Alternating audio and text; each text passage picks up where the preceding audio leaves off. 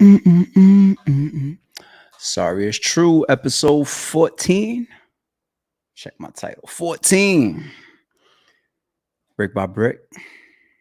Same thing goes for the podcast. Brick by brick. Do, do, do, do, do, do, do, do. Go to my channel. Let's tweet out to everybody that we live. You know how we do. Let's make sure we getting everybody in the chat before we have liftoff. Shout out to everybody that's joining. I got my chat up. I see y'all. I'm gonna come right to the chat in a second. Rock with y'all.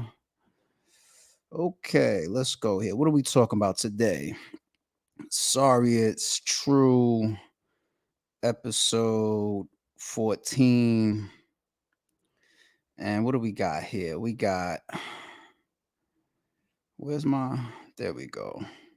We got, is Math Hoffa tripping? We got Nujersey Twerk versus Street Status. What else we got? What else we got? What else we got today? What else we got? Oh, Lil Boosie versus T.I. and more. And I'm sneaking some other little small topics in there, of course. But man, yeah, we're gonna have some fun. We're gonna talk. We're gonna talk. We're gonna talk. Sorry, it's true. Tweet. Got my little tweet out. All right. That means we rocking. What's good, y'all? What's today? Wednesday? Happy Wednesday. Happy afternoon. Take a look at my chat. See what's going on in my chat. What do we got here? Did 479. Salute back to you. Philly Mac 585 Rock. Queen Mo Fire 757 Norfolk. General Email. That's a funny name. Is J Black Compromised? Timmy G. Big Unk TV. Detroit in the building. Cal Coleon, ARP, my guy. Can't wait till the next event. Me and my wife ready. Salute. See you then. Casey Robbins. Move too fast. I missed that.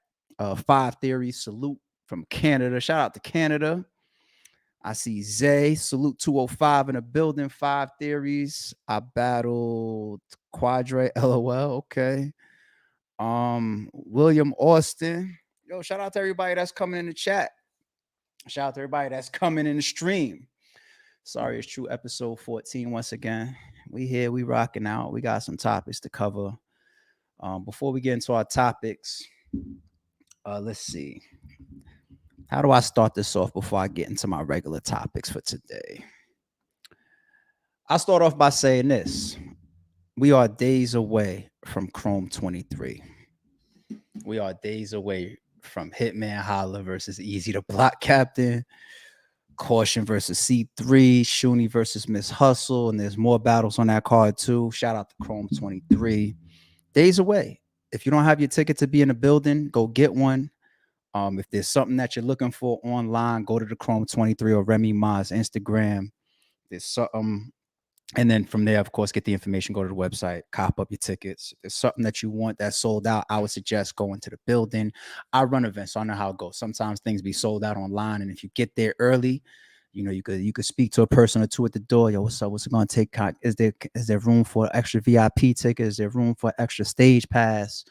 Those type of things. Sometimes they free up the day of. So if you see anything that's sold out online, get there early and see what's up. Worst case scenario, have your general admission ticket ready to go. Don't miss that. And of course, be on the pay-per-view. I'm going to be on the pay-per-view stream watching the entire Chrome 23 event this Saturday. I'm going to run my errands Saturday morning nice and early. I got some shopping to do. I'm going to get all my shit out the way. And then by the time that event starts, I'm going to be sitting down. I'm probably going to be on my laptop, matter of fact, so I can still move around the crib. But I'm going to be tuned in. And then I'm also going to purchase the VOD to support Pat's Day. I'm going to do that as well. But you can only watch one live at once, right? At a time. Then again, my boy, I was over his crib this past weekend, for example. You go into his theater, he's got He's got a projector set up, then he's got like a 50-inch over here and then a 50-inch over there and his orders. So everybody's different. Me, I like to stay focused in on one thing at a time. You know what I'm saying? So I'm gonna be watching the Chrome 23 live. And then probably like Sunday or Monday, I'll start digging into some of the VOD for Pat's Day. I'm interested mostly on that one to see Hollow versus Sharon. I'm not sure what else is on that card really, but I'll catch up. But I'm going to support that pay-per-view and buy that VOD. Rest in peace to Past Day. But live Saturday, I will be on the stream as it plays out to see what the fuck happens with Hitman Holla versus Easy to Block Captain. All right, what else is going on? 3 Letterman. I'll send more shots your way real quick, just to continue to remind you that this is not the sea that you want to swim in at all. You don't want to dive off no deep ends around here when it comes to this hip hop shit. You spoke on social media as if you wanted a problem. I'll keep presenting a problem for you so that you understand what's really going on. Because if you come around here playing, you know, we can go underground type status. We can go shit like this. I can go shit like this and just go underground. You know what I'm saying? Like, you gotta really, really be doing this to even buy shit like this. Like, some people give Super Nat the freestyle title of all time. Some people do. Some people do. I would love to see him versus like a Sharon or a Chef Trez or some shit. You never know. Or Charlie Clips or a Hollow. Who, you never know. Come on, man. Come on, man. Show some respect. Do you pledge? Do you pledge 3?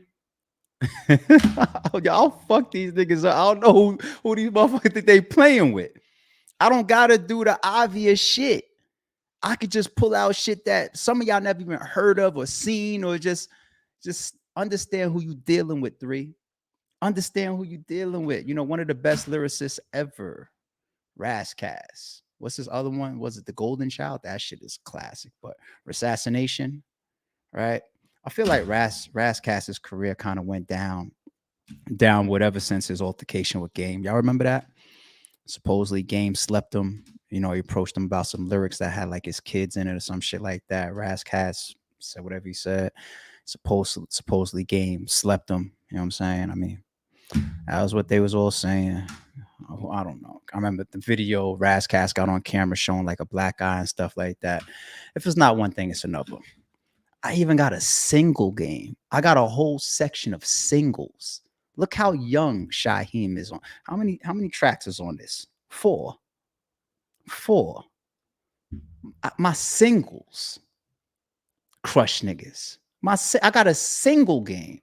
Like, what are we talking about? You don't want to get into the dance hall with a nigga like me.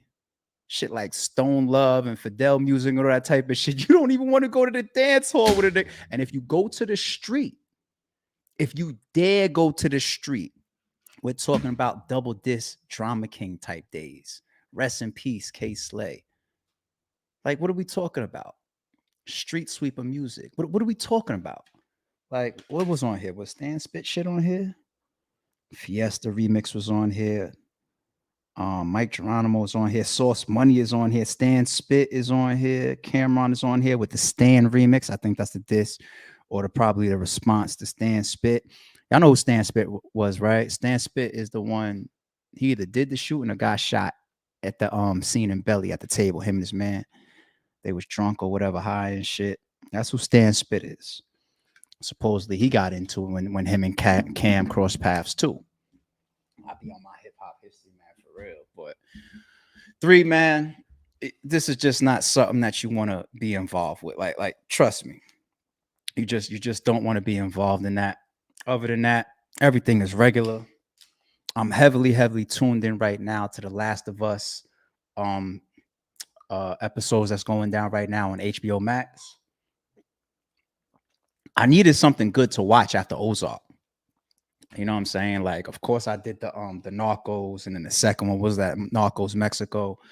I did all the Stranger Things, like the last season, like that shit went crazy. Like, Stranger Things is popping. I ain't gonna lie, and I would have thought that wasn't really for me, because season 2 was so trash, and I got off of it, and then too many people was telling me Stranger Things, straight. So I came back, I finished, I gutted it out. I finished season 2, season 3, whew, and then that last shit, I was just like, yo, Stranger Things is popping. It's a bunch of little kids shit and everything, but that shit is popping. You know what I'm saying? And like I said, the Ozark, that was crazy. I've been waiting for something good to come on. The Snowfall is about to start again, but Snowfall just it got trashed towards the end of the last season. It just got stupid, like the shit with the tiger and all that. Snowfall is just it's falling apart. It's just become a trash show to me. I think I got already too much invested in Snowfall, so I'm gonna watch this rollout that starts again, and I'm just gonna finish the shit. I think this is the last season. But The Last of Us, quality. The Last of Us that's going down right now on HBO Max. I think they just dropped Sunday, episode 6. Yo, episode 5 and episode 6, the way that they both end is crazy. Like cliffhanger type endings on both episode 5 and episode 6 that leave you like, oh shit. And that's what kills me about series that drop like that. When you got series like they want to roll one out like every Sunday or every Monday. I hate that shit. I'm a binge watcher. Then I got my own schedule. You know what I'm saying? It's just like, yo, give me my shit. Like, just put up 5 episodes or 6 episodes or the whole first season and let me watch this shit at my own clip. That's what's killing me about The Last of Us right now. You know what I'm saying? Like these last 2 episodes, the way that they ended, it's like, oh shit. Now I gotta wait a whole 7 days. It's just like, I hate that shit. We just in this streaming uh app TV era. It's just like, yo, put the content out. And I get it. There's business tied to it. There's ratings and all that type of shit. Like, and they see that sometimes they release things in spurts, or you try to drive up the anticipation, and you'll see people crash back down the next week. I get it. You get to elongate it out as you're still recording the upcoming seasons and all that stuff. I understand that there's a lot of politics and business and that type of stuff and strategy tied to that. But Jesus Christ, man, it's just like I'm the type of guy that could maybe even let a series finish, hear that it was good, and then just watch the whole thing at my own time. I just can't do when it's rolling out. One of the It's killing me, man. And it's killing me because it's good. And if any of y'all are out the loop, The Last of Us on HBO Max, go tune in. Go tune in. It's popping. If anybody that don't know what it's about, it's basically about a fungal infection. Just you want to talk about an epidemic or a pandemic.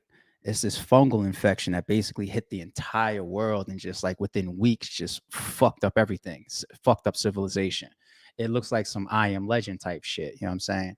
But the fungal infection, the way that it infects humans, it damn near turns them into zombies and shit. Like it fucks up their brain and shit like that. So it's a survival horror type of or suspense type of series, but it's dope. Like if you fuck with shit like World War Z and movies like that, you gonna fuck with this. It's crazy. And the dynamic of the lead 2 actors, the girl and the main guy, their dynamic is the acting job that they're doing, the way they offset each other, and their dynamic is through the roof. Sometimes you get great concepts, shitty acting or shitty character development or bad character placement. These 2 people that they chose as their 2 leads are perfect together. This dude and the little girl, they're perfect. So yeah, killing me, man. We wait till the next one Sunday. Jesse Carl, man, appreciate the super chat. What are we talking about here? Have you seen Raid Part 1 and Part 2? Those movies? Yeah, absolutely. I got them. Is it John Woo or whatever? Like the crazy ass action dude. Is that who it is? Is that his name? The director, John Woo, whatever. But yeah, I got both of them. Them Raid movies is like one of those. They're like international movies, and it's just like niggas is just getting sprayed up all over the place. But they cool though. You know what I'm saying? They cool. Yeah. So Jesse, I'm on that. I got those DVDs. SJS, appreciate the super chat, homie. The OA on Netflix is hard. What's the OA? I'm out the loop. What was the other one about the drug or the girl, all the little kids on the drugs? Was it it's another one that was out. People was talking about. I didn't watch it. There was another one that was out. Damn. Speaking of drugs, that's another thing my boy just texted me. Shout out to my boy Tate. Let me not screw this up. I'm just gonna pull it up on my shit right now. What is this shit my man Tate just sent me? A new, speaking of zombies, a new drug that is sweeping Philly and Los Angeles. Zombie drug, xylazine or exlazine, whatever, however you pronounce it. The street name that they calling it is Trank.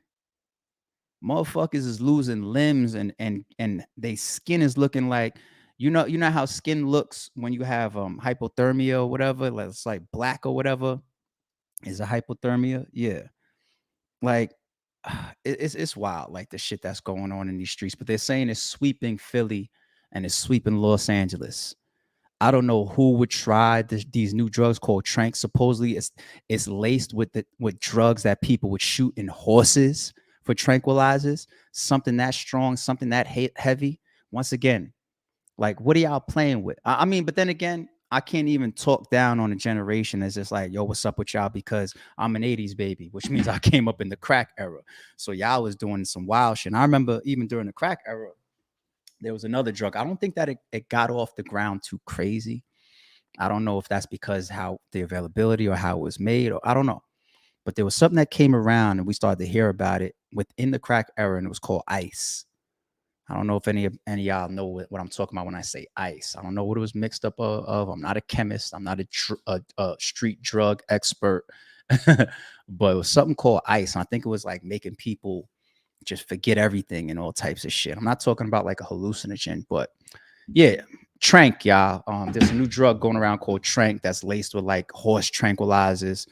Stay away from this shit, man. Stay away from this shit. And even people that's out there doing, I guess, like regular drugs, like you smoke you some weed or whatever. I don't smoke weed. I've never smoked weed a single day in my life. I'm not into drugs. All I do is I casually or I socially drink. When I casually drink, I stick to red wine. When I socially drink, if I'm out and about, if I'm at a club, if I'm at somebody's crib or we celebrate, we watching the game, whatever, pour me up something clear. Pour me up something clear and mix it. That's me socially. But other than that, wine, no drugs. You know what I'm saying? It's like, but if you are into drugs, if you got your little weed or whatever, stick to people that you know. Because motherfuckers will probably lace your shit just to try to have you try something and get hooked to something new. Next thing you know, you got Trank in your fucking weed.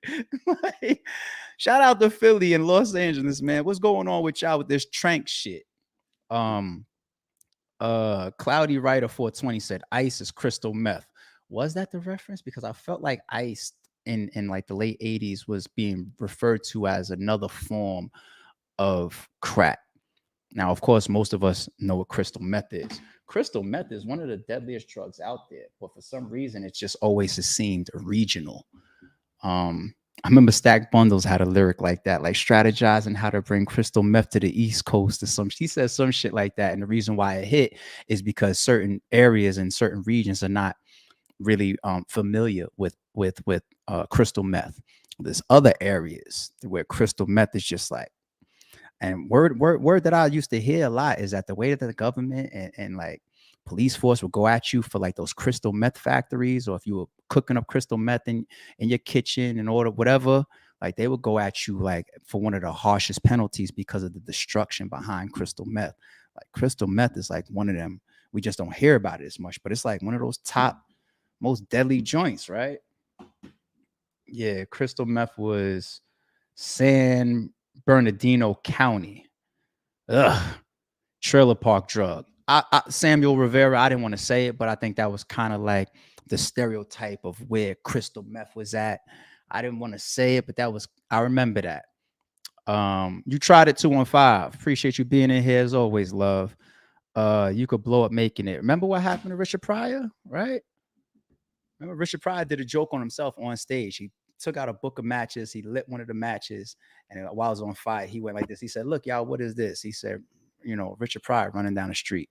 You know what I'm saying? It's crazy. Like he blew himself up cooking up, right? Richard Pryor. He lived the joke about it though. So, it is what it is. But yeah, man, y'all please. Those labs blow up literally. Your mamas. Yeah. Yeah. Shout out to your mamas. It's just like we hear it all the time. Like, yo, did somebody put, oh no, that was crack. Monster. I thought somebody put crack is whack. Like, remember some of the like little corny punchlines? But I think even Whitney said that in the commercial, right? Like, crack is whack. You know what I'm saying? Rest in peace to Whitney. I ain't going there, y'all. I ain't going there. Don't think that I was about to. I ain't doing all that. Rest in peace to Whitney Houston. But leave them drugs alone. Angel Dust. Are we about to turn this into a whole drug fucking topic real quick? It's just like, man, you got hash and shroom. I feel like I know a lot of people that have obviously smoked weed. I know people that have done hash. I know people that have done mushrooms. I remember, that's when I remember back in high school. Tabs. I was going around school and college. Tabs. It was like a like little pieces of paper, I think, or cardboard, and whatever they put on it was some type of hallucinogenic. But they called them tabs because motherfuckers was like just throwing them in their mouth. I think like let it dissolve on their tongue or under their tongue or some shit like that. But they were hallucinogens. Ugh. Acid. Yeah, isn't acid and tab it like sheet tabs? Y'all on an acid. Yeah. Crazy. They got drugs. They got drugs that are dominant like internationally, right? I forget the name of it. I watched the documentary of it. It's a drug that them prostitutes and them little call girls or little street hustles or whatever be using internationally, where they slip it on you, slip you a Mickey or whatever it is, but the drug make you compliant. There's documentaries on YouTube about it. The drug makes you compliant. So you could literally have a dude that think he just pulled some chick in a club. She slipped whatever the name of the shit is in his drink or whatever. He come across normal now. Let's say he takes shorty back. Let's say he live in like an apartment complex or like a building where there's like a doorman. You know what I'm saying? He walk in or whatever. There's literally stories like this. Walk in with shorty, go up to his crib, and be coming down with his belongings and helping shorty put him in the car and shit. Like let's say like his clothes or his money or his belongings or and dude like at the door man would literally ask like what's up, you good? And the way that he answers is normal, like oh no, I'm good. But there's something about the drug that just makes you compliant. It's like you would help me rob you and you would still come off normal to other people. You know what I'm saying? Like I forget the name of the drug, but there's documentaries on this shit. It's just scary as shit. Scary, scary, scary, scary, scary as shit. I might try to find it, the documentary. I might try to put it in the comments of this live later on, like today or tomorrow night or some shit like that. But there's just some scary ass shit out there. And of course, there's the ones that just put you in that trance when them prostitutes, some girls or whatever, they be robbing you and all that type of shit.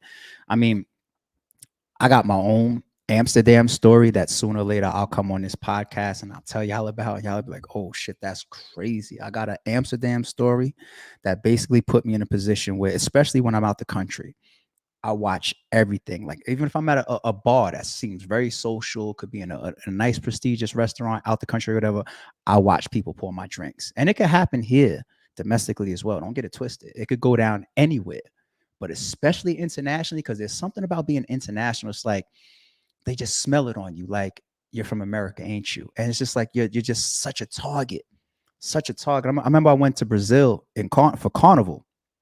Do y'all know what Carnival is? Like they have Carnival in like a lot of different places. I think they have one in Trinidad, but I did the Carnival in Brazil.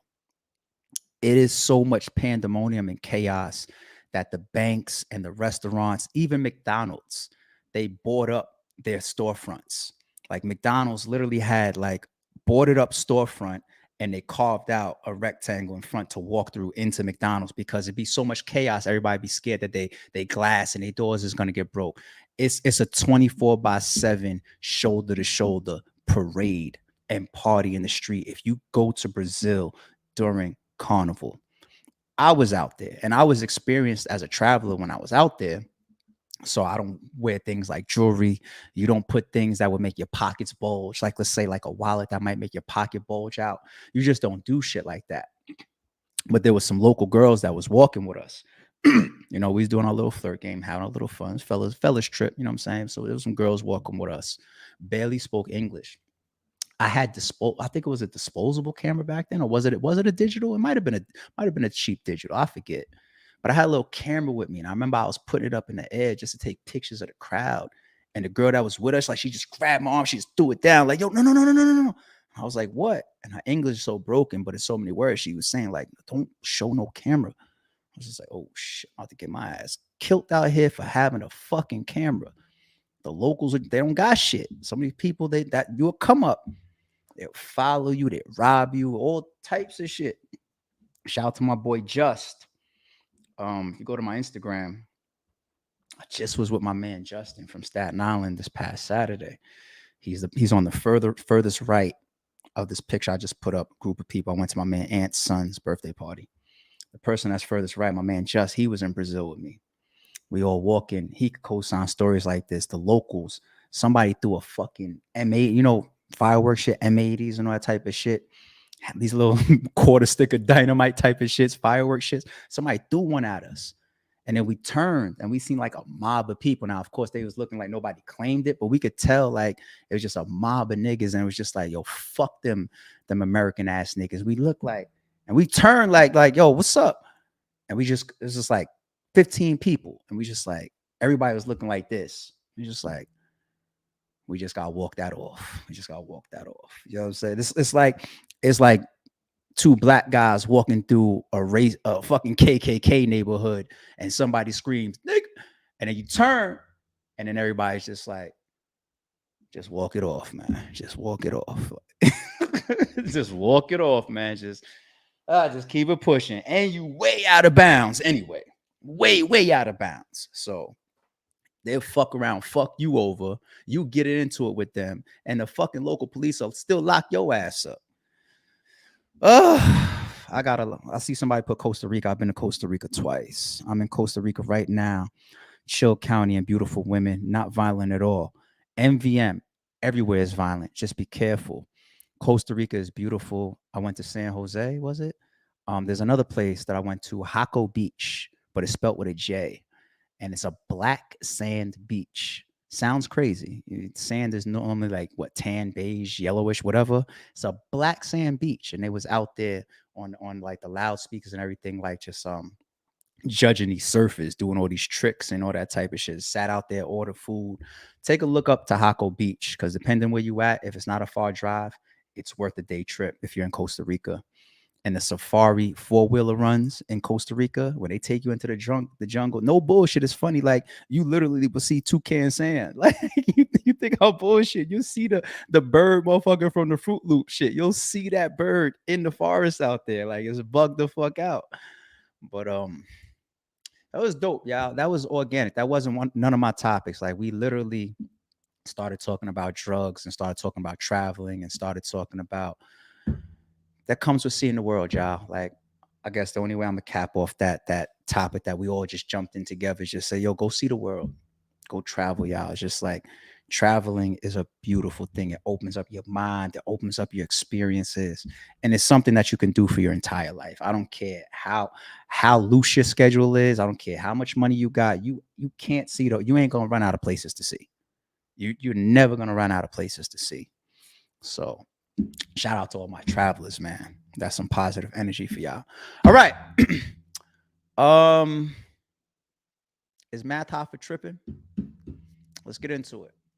What's going on with math these days? You know what I'm saying? Let's walk through this nice and slowly before we get into the main thing about is Math Hoffa tripping. Let's walk through this. All right. Damn, if I knew I was going to sit here and spend 20 minutes on topics I wasn't even at, I would have ordered my food already. I got to order some food in a second. All right. So, Math Hoffa. We all know where he comes from. Battle rap. Comes from here with most of us. Most of us from here know each other from battle rap. There's a slew of new fans on here that are subscribed for the Sorry Is True podcast. I go to the videos and I see the new subscriptions. So salute to y'all. You're here for podcasting. I appreciate that. But most of the subscribers are still here from battle rap. I know that. So we all know who Math Hoffa is. There was a time in RBE where they said Math Hoffa was the face. You know what I'm saying? Like that crown has gone around. Like there's a time they said show off. There's a time they said oops. There's a time they said math. There's a time they say ill will, Big K, Rosenberg, all that. It's a time when they were saying math. You know what I'm saying? But the man's put a lot of work in. Definitely put a lot of work in. Me working with him for so long, I understand, lifestyle changes to a degree and times where he's financially killing me for booking related negotiations, and other times where it's just like, man, he's just grabbing a bag, maybe a battle he didn't care too much about. And that happens in our culture for everybody. Top tiers, goats, up and comers. Sometimes people take battles that they don't really care for. Sometimes like they only grab a bag. Sometimes like people, they need to pay some bills or whatever. Sometimes they just want to get active. You know what I'm saying? So I've been through all those type of scenarios with Math. So I've seen his tendencies as far as us doing business. On the interpersonal side, Math is somebody that I can get on the phone with for an hour plus, and talk about no battle rap and talk about no battle. He's one of the few people in the culture I could do that with.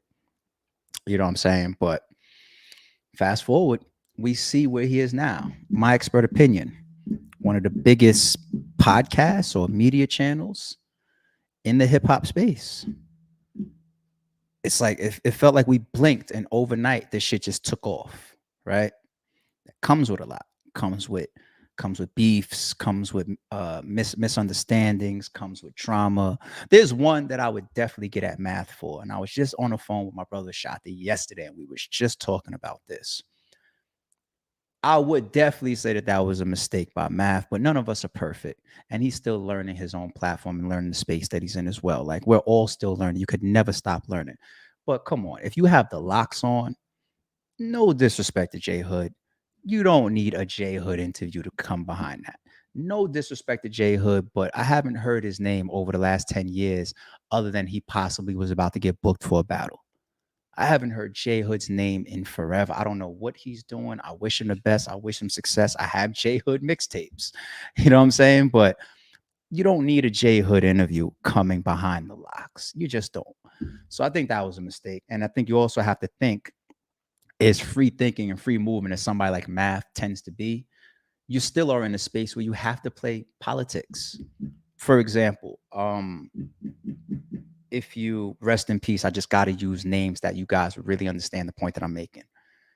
If you interview, rest in peace, FBG Duck, you can soil your relationship with Little Dirk. That's what I mean by politics in this space.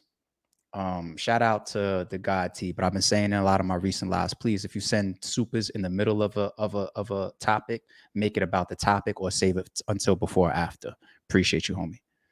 So, because that's what happens. Like, takes me out of frame, takes me out of the moment. Let's enjoy the topics together and send shit about the topic, and then I'll cut to that because it'll all be relevant and related. But yeah, the whole J Hood thing with Math and him navigating that, we all have to do that. The FBG Duck and little Dirk type of thing, because if you're on that side, they will probably be claiming things like we're being blackballed. Being blackballed doesn't just come from people making calls and saying, yo, don't fuck with him. That happens. It happens, RB. Right? That happens. But it also just comes in the form of people knowing that because of my relationship with this person, I can't really rock with that person. I think another example is probably like Dame Dash. Dame Dash is a well-respected person. He's done a lot in our culture. But there's probably certain people that wouldn't interview him or wouldn't work with him, wouldn't do a movie with him, wouldn't do a song with him, et cetera, et cetera, et cetera, because of their relationship with Jay-Z. It's just how that go. Look at what 50 Cent said straight out. What was it about the Slow Bucks? I think he said he got on the phone with Slow Bucks distributor. He said this in a video. 50 said himself. He said, you financing or distributing his clothes makes you my enemy because I don't fuck with him. So you make a decision. And then they'd be like, damn, I can't fuck with him because I want to keep this relationship with 50 Cent. And that's something that even Math has to, navigate, because he's getting stars on his platform. He's getting very, very big people on his platform. So you have to be conscious of that. And Math is a very, very smart person. So I'm very, very sure that the things I'm saying right now, he probably already knows. And then he has his little reminders along the way, like, yeah, maybe I probably didn't need J Hood. But when I say, is Math Hoffa tripping? That main point right there comes from recent back and forth of, and I'm going to paraphrase, Math making statements about, people need to leave battle rap. They need to transition out of battle rap. It's just a bunch of hate, and only the league owners is getting rich there, et cetera, et cetera, et cetera. Is Math Hoffa being condescending towards battle rap by saying that? Is he tripping by saying that? Is he forgetting where he came from by saying that shit? My answer is 100% no. He is not. I started this off by saying I've done so much work with Math. I've seen the ups and downs of his career, and I've even been tied to some of them, business wise, negotiation wise, interpersonally. I've done so much work with over the years with this man, where it's just like I have an intimate knowledge of being right there and seeing how much he poured into this culture before and even after RBE. I think the battle rap culture owes him more, because I feel like he had to go get his outside of battle rap. And there's legends in this culture that deserve like what Math has, because of what they've given to hip hop, what they've given to the fans, what they've given to us, what they've given to the world. I meet people sometimes. I read DMs. People tell me like, "Yo, that battle got me through my day," or that blog, or that message you said. I got people that say that they'll take certain things that I say and they feed it to their children. I let my kid, listen to that point that you made or something like that. But then people sometimes want to turn around and give back. We got battlers that have given us so much, and they don't have a lot to show for it. Some people have nothing to show for it. And here's a sorry it's true moment. It doesn't benefit me to say this because I'm a league owner. I'm a platform owner. It would benefit me to get on here and say, like, what you mean only the league owners getting rich? Nah, them niggas, nah, blah, blah, blah, blah. Nah. The way that battle rap has continued to go, and I'm not blaming any one entity or anything like. If I'm blaming battlers more than anything, to be honest. You know what I'm saying? They really have let go of the power of battle rap despite being the commodity, and they have the least amount to show for it. The battle rappers. How many, I've said this before, how many millionaire battle rappers do we have? How many comfortable battle rappers do we have? I'll tell you this. In this era of streaming and people going live and doing their shows and podcasts, we're seeing more of these people's lives indirectly and sometimes even accidentally. Some of y'all are showing a little bit more than your backgrounds than can be interpreted by people that really have that type of vibe. Like me, I have a real estate eye. I have a financial eye. I'm the type of person where, I could be in a room with somebody and I could pick up on his success levels. You know what I'm saying? Like I could pick up on it, whether it's the way he talks, the way he acts, the way he carries himself, or she. I could pick up on success levels. You know what I'm saying? Sometimes the way you groom yourself. There's all types of shit. You got people that never leave the house without wearing cologne. That I'm not saying that automatically equates to success, but that automatically equates to the way that you upkeep yourself. When you have a high level of standard for yourself, you tend to want more for yourself. And if you want more for yourself, you go towards more. The more you go towards, the more you obtain. The more you obtain, the higher levels of success you can have. I really can't repeat that because I just was saying that as I was going. I didn't get that from anywhere. I don't know. I'm bugged out. But it's real. Think about it. Think about it, y'all. Think about it. And once again, it doesn't benefit me as a platform owner to say this, but I see certain little backgrounds and I see the way people are living. And sometimes people even expose shit like, oh, they got this on the floor and blah, blah, blah. I'm seeing it. I'm just like, yo, like, you got a long way before you become a millionaire. You can see it. You can tell. I don't care about the jewelry or the cars. There's no battle rappers doing MTV Cribs episodes for a reason. Because I promise you, the way that this world is so showy, I said this before, if people had it, they would show it. They would love to get on camera and walk around and show it. Like, yeah, I'm in the 9-bedroom house today. And yeah, boom, boom, boom. Yeah, show you a car. Yeah, show you a chain. Show you jewelry. It's attainable by motherfuckers that live in the projects. It's obtainable by niggas that live in the projects. Nice clothes and all that shit too. You got a Gucci fucking jacket, shirt, sneakers, head to toe. It's very easy to take a couple $1,000s and buy shit like that and get on camera. It's a different story when you got to go put down $250,000 on a fucking mortgage. It's a different story. Or get approved for some of these loans because you show consistent income that a bank or a loan officer can believe in. These battlers, unfortunately, are not getting in those positions. Math Hoffa had to leave battle rap to get in those positions. And to a degree, that's almost sad because it shows that we're not producing financial, successful longevity for battle rappers. And that is true.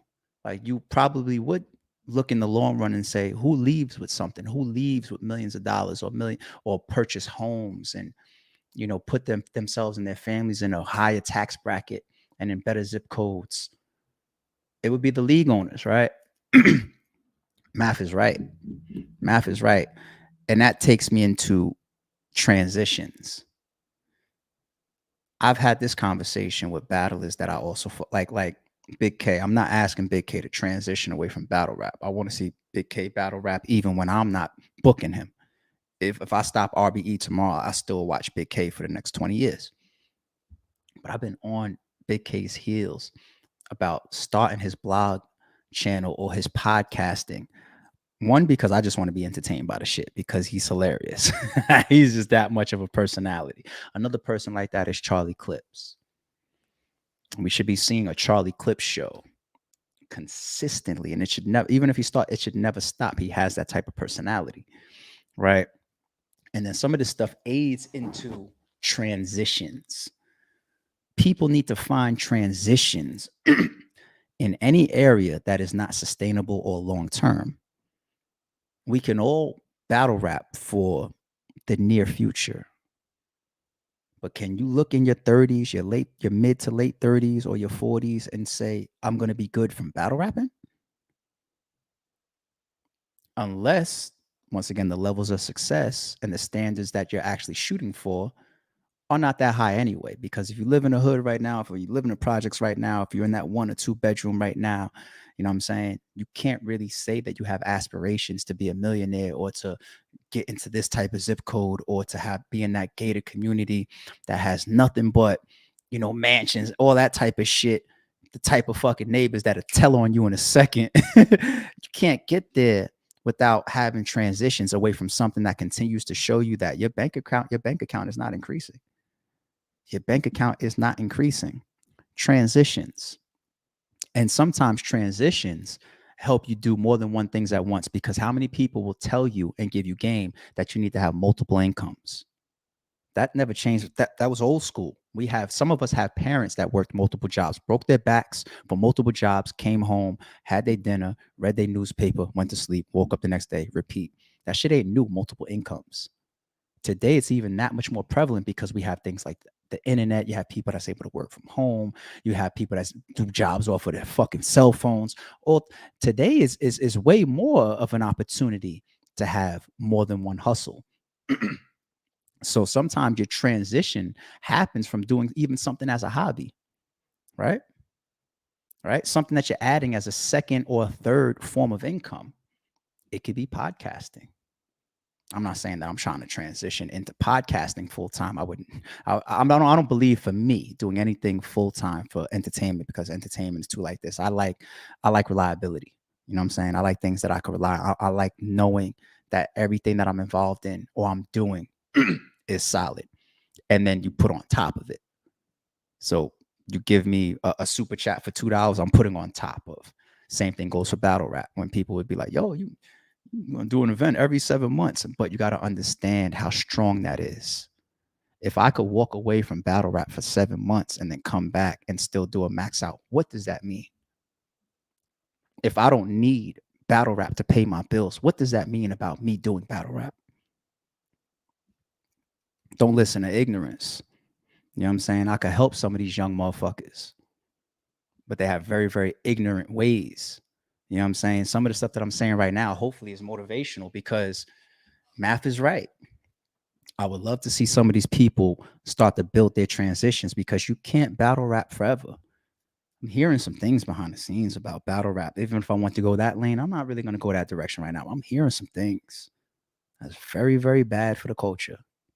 I'm hearing some things. Shit that's not out yet. Don't call my phone, ask me, ARP, what are you talking about? Because I can't run my mouth about it. Hearing some things. I don't know about putting all your eggs in some battle rap basket. The Math Hoffa conversation, the transitions piece, is also now going to lead me into the Nujersey twerk and the street status. Let me start by saying this. Shout out to street status. Shout out to O. O's a legend. O is a legend. Is a battle rap legend. Barry Carter, appreciate the super. Headed to my night class. Salute ARP blessings. Salute homie. Enjoy your class. Go ahead and get your knowledge. Appreciate that super. My bad. I had to catch up real quick. You tried it 215, said you can't copy rehearsal. um O is a fucking legend in battle rap. What street status means to the battle rap culture and the Midwest, words can't really explain. Nujersey Twerk, one of the best battle rappers ever, one of the most electrifying battle rappers ever. I'm fans of both entities. I'm fans of Nujersey Twerk. I said fans. I'm a fan of Nujersey Twerk. I'm a fan of street status and what O is done. When we talk about this topic, like was Math Hoffa tripping? And when we talk about transitions and we talk about stability and we talk about finances and all this type of stuff, the thing about that situation right there, and y'all know me, like my blog style, I don't really blog on people's shit too much, especially if it's controversial. It's rare, especially like you don't see me just get at people. Like you would rarely, if I've ever done it at all, just see me have a topic like this and then go at Nujersey Twerk or go at O. I'm using it for positivity. And it's a sorry it's true moment. And I don't want either one of those brothers to be offended of what I'm about to say, because I'm really trying to use it and spin it into positivity based on the two topics that I just said. When we talk about finances and we talk about transitions and we talk about Math Hoffa, was he tripping, and the statements that he's made recently, look at the amount that this public dispute is over. Look at the amount of money.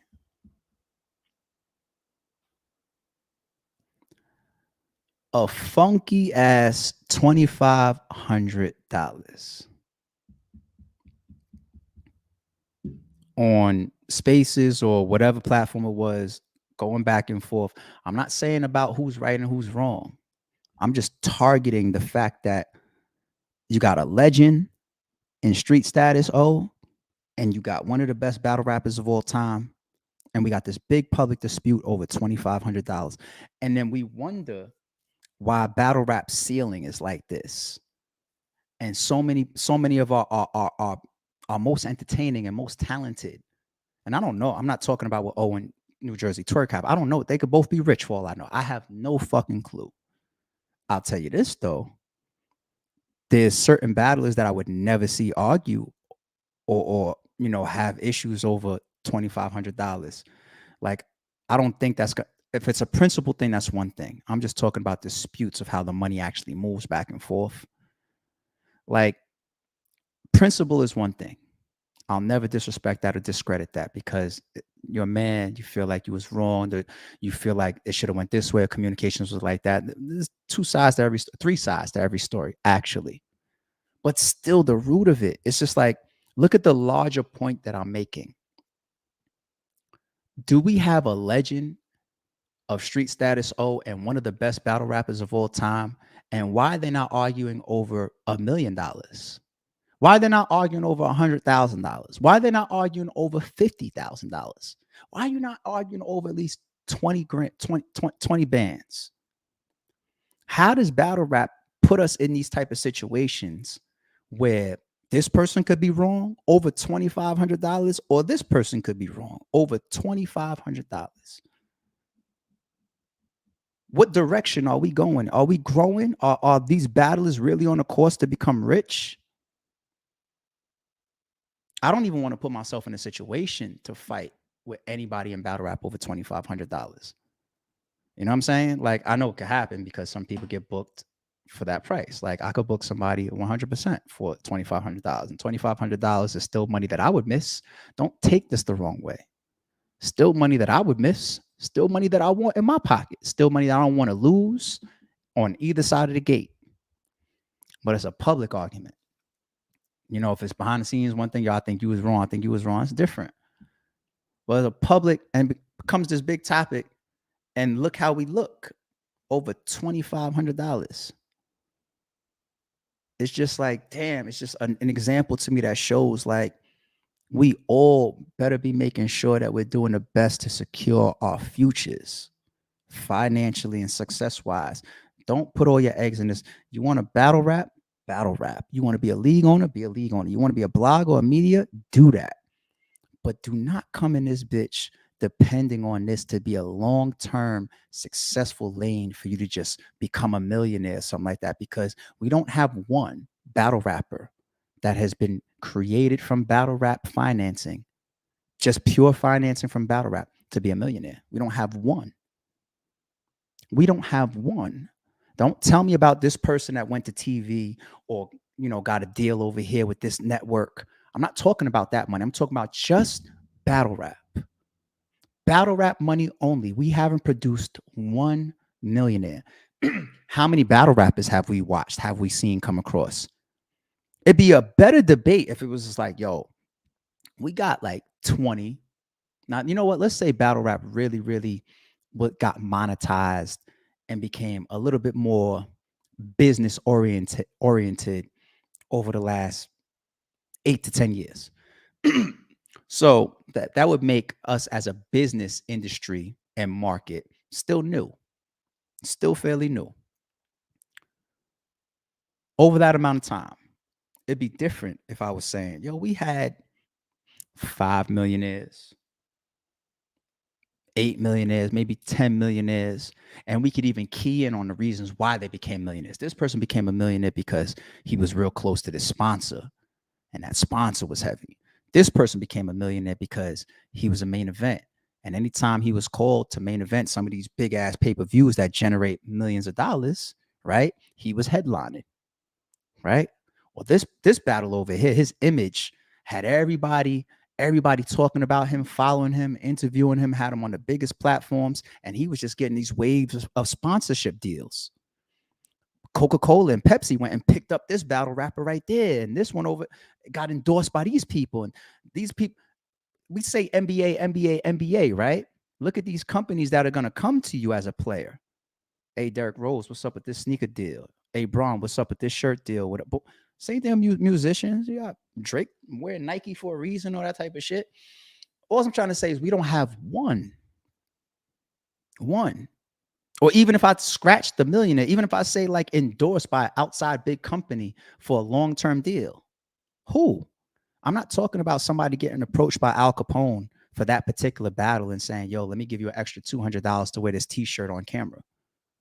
That's why other battlers started dissing battlers that were doing that. And shout out to Al Capone. You know what I'm saying? Shout out to Yak Man. That's the homie. I'm just making a point. That's not a deal. That's a moment. That's a circumstance. Yo, let me give you a couple $100. Wear this t-shirt. That's what that is. I mean, I'm not dissing it. It happened on my stage. I have an event where Yak Man, worked with a couple battlers like that. It was the car that did Math and Serious. Serious changed one of his shirts in the middle of the battle into a Al Capone shirt. Same thing with I think like Young Cannon. When Young Cannon battled Jay Murder on RBE. Same thing. Get your money. That's dope. I'm talking about a long-term running deal. Sponsorship. Somebody comes to you and says, I want you to wear these Nike sneakers or these Nike shirts or whatever. 50 came in, he blew up, right? And then Reebok came to him. I mean, something like that.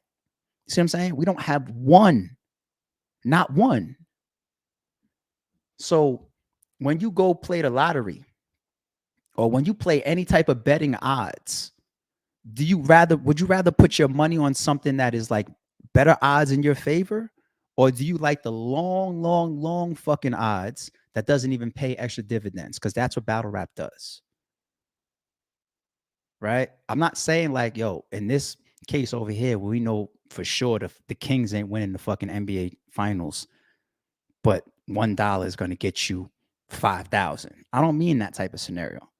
I'm saying that $1, it'd be dollar for dollar. If you're keeping up with what I'm saying, it'd be literally dollar for dollar. You bet $1, you're going to make $1. You'll walk away with 2. And you still betting crazy odds that are against you because we have the facts in front of us. Not one has there been. Math is not wrong. Math is not wrong. We have our greats arguing over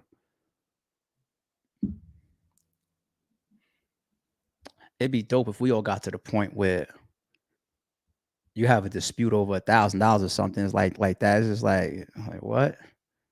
It's not even worth my reputation. Like somebody send them $1,000, write it off on my taxes or some shit. Like I don't have time for that. You know what I'm saying? Like I would love to see our culture get to that point, but they don't hear me though. Y'all keep living this false reality and this dream. Um, some of y'all are dreaming and y'all ain't even having the opportunity to become celebrities, and that's not a shot. I was texting with Jims this earlier. YouTube makes celebrities still because YouTube is the new TV. Like we said last blog, top 3 viewership websites in the world. You got Google, you got Facebook, and you got YouTube in whatever order. I think Google might be first, right? YouTube creates celebrities, right? People not even in that direction, let alone how much money you have sustaining you year, month to month, week to week. Like we gotta, how do you fix it all? I don't know. Mark Wilson too. Twork ARP 2,500 for a year, and O said to just pay 2,000 of his money.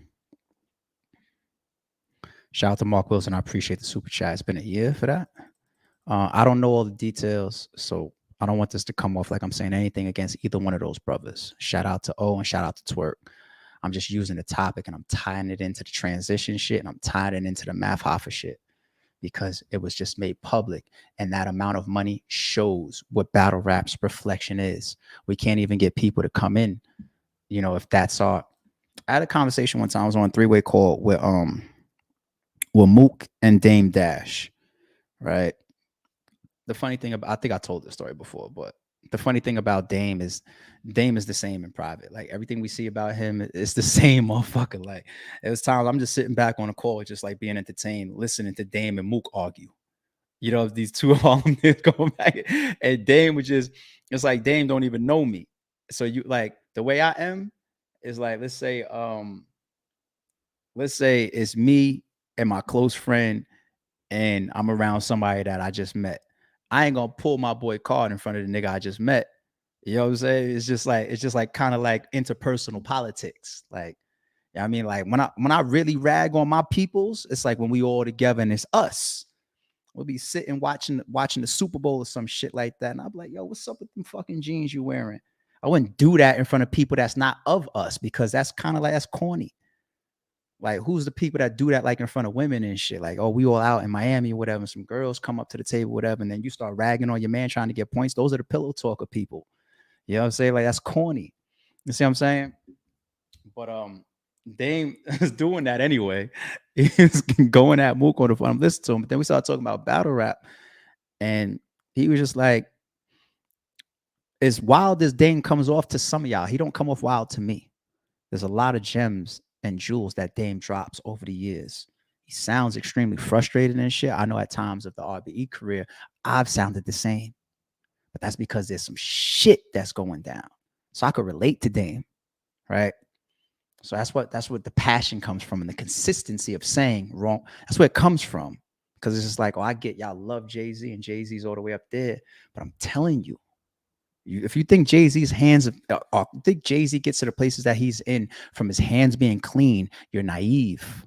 It's impossible to get to where you're at with your hands still being clean.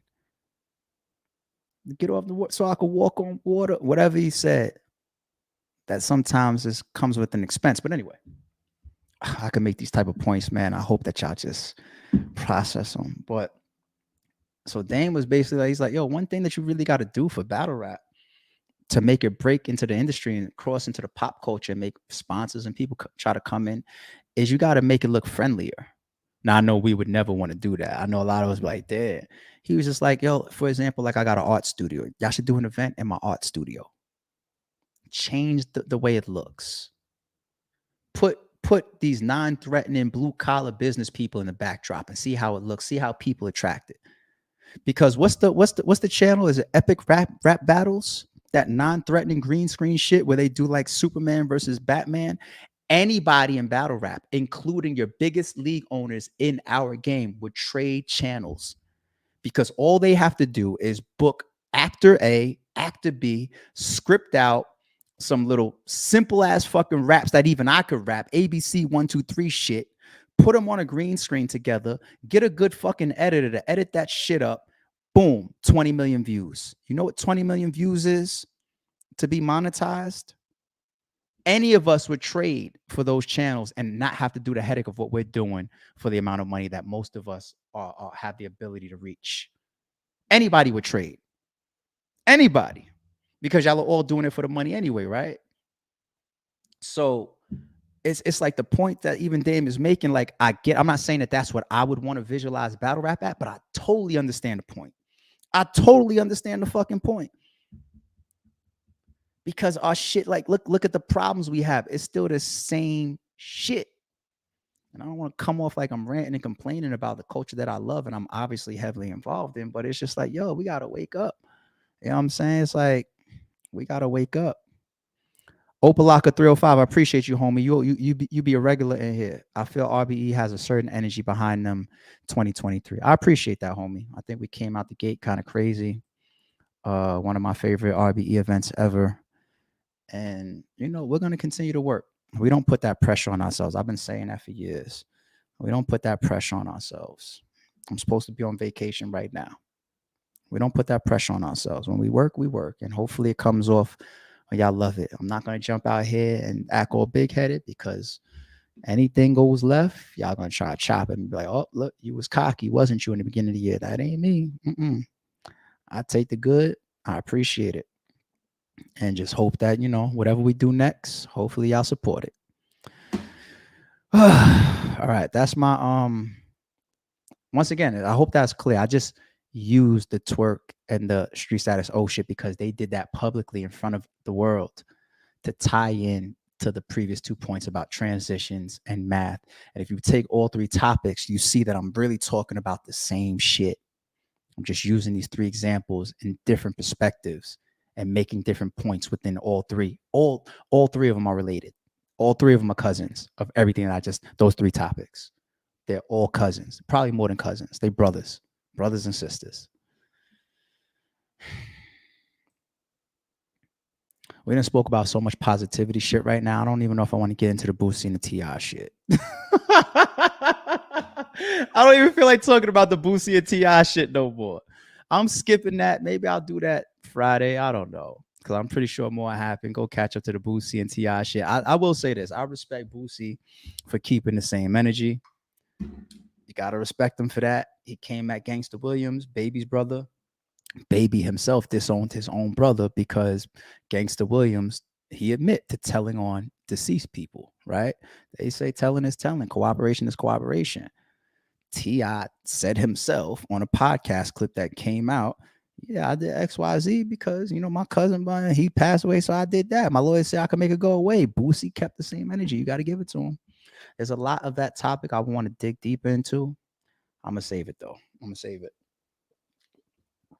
I'm going to close out with something that'll definitely this time be a cousin.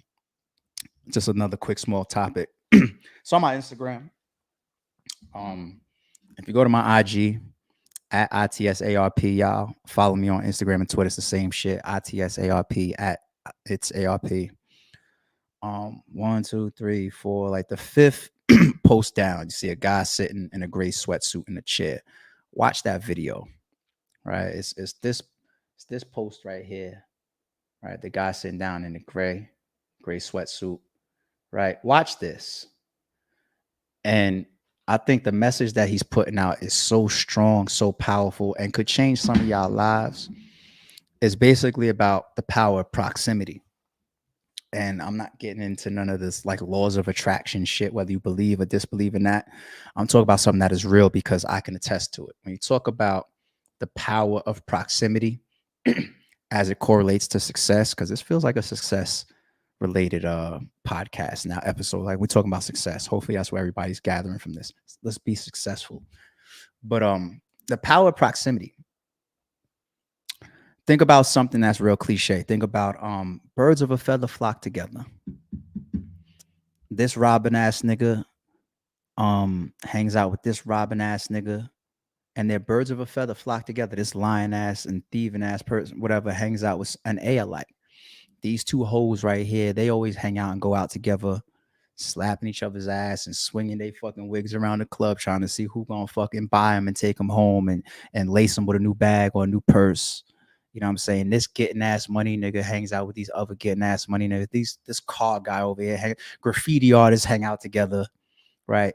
When's the last time you seen like the down on his ass thief? Somebody ain't doing nothing with his life, just walking around with a group of millionaires. It don't happen. They say steel sharpens steel. They say birds of a feather flock together, because that's true.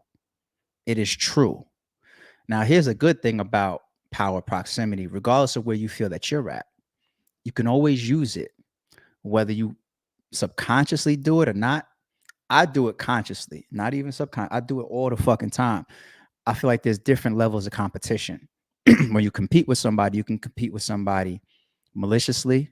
You can compete with somebody because that's just the lane that y'all are both in. Like, let's say my team versus your team, basketball team A versus basketball team B, but they're going to shake hands at the end, maybe, right? You also got very, very healthy competition. Nothing I'm saying is new to any of y'all. For example, in my life, and me and my brother, once again, shout out to us having this conversation yesterday. That's why it's in my head. And I was like, you know what? I'm just going to put it in my podcast today. I got certain friends that if I'm around them, when I leave their company, it make me want to step my game up in certain areas. I go over like my man A crib, or we go hang out or whatever.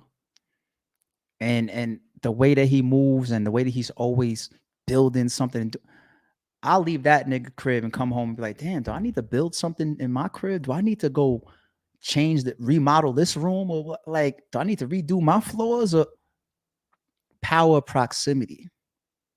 I might be around my man Ant. He might be sitting down eating some garbage ass fucking lunch, and he might be like, yeah, this is a cheat meal for me. You know, like, peep this picture I just put on my gram. Like, that's where I'm at right now. Nigga fucking shredded down. I'm like, oh hell no, that's not what we doing. I'm double timing in the gym tomorrow. Power proximity. Healthy competition. My brother Shata. The way that we have always been, it's one of the reasons why people have always gotten that vibe of authenticity from me. I struggle to do fake shit. If I do anything fake, it's by accident.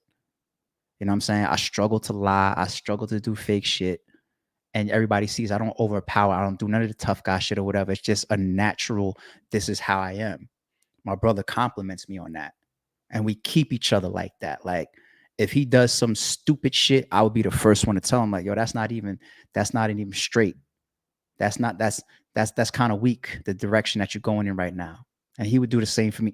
We keep each other like that, strong, keep each other strong in a certain respect. You see what I'm saying? Power of proximity. I have people around me that keep me strong. I have people around me that keep me wanting to be successful and wanting more. I have people around me that fucking inspire me to not come outside looking crazy. Go meet up with one of the fellas, some of the fellas or some shit like that. My man, he got this crazy ass, but this is real talk. Like, the other, y'all see some of this on Hip Hop Is Real in the footage. See that camera pan real quick? See my man Aaron standing up on the couch real quick in that black jacket and the white letters, that Versace fucking bubble he got on. These are real stories. When we linked up at the Tell before we pushed out, and he came off the elevator and I saw that jacket, I was like, oh shit.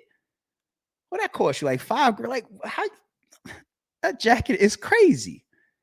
Got niggas around me that might want to keep me on my shit. Like, you know what? Let me iron my shirt a little extra. There's nothing wrong with it. Power proximity is real. Put yourself around people that want something. Put yourself around people that want to be strong. Put yourself around people that want to keep themselves up. Because once again, we do the cliche shit.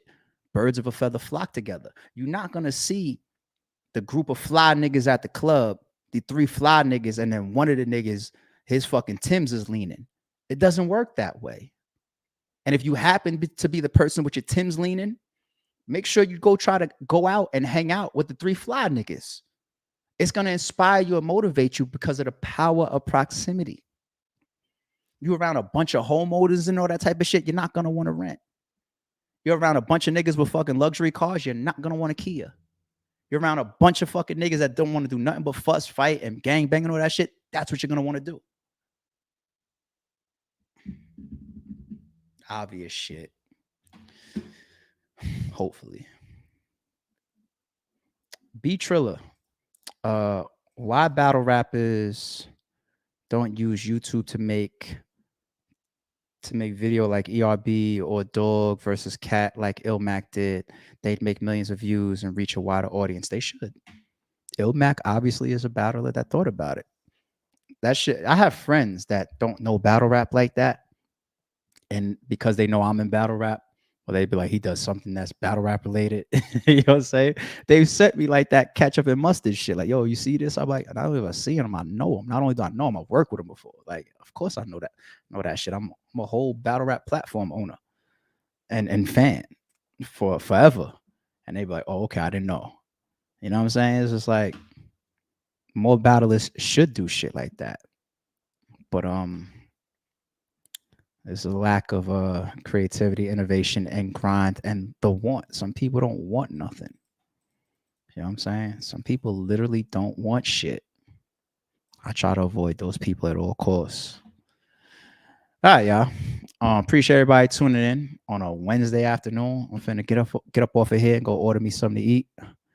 Order me some Grubhub or something like that, or some Uber Eats. I don't know. I gotta find the menu that I'm rocking with because I don't feel like going outside. But I appreciate y'all, man. Even me talking on these type of topics motivates me to stay on top of my shit. I'm not talking down on nobody. I'm not talking up on nobody. I'm building with y'all. There's a difference. Because when I build with y'all, if you leave with something, dope. If you don't, that's cool too. I'll catch you on the next one. But even me building with y'all, like it keeps myself motivated. Like, don't fucking just talk it. Now go walk it when you get off this stream. Shit come 360 for me. Hopefully it go 360 for y'all too. Because it can't do nothing but help us all. Appreciate y'all, man. I'm out of here. It's your boy, RBE shit. Sorry, it's true.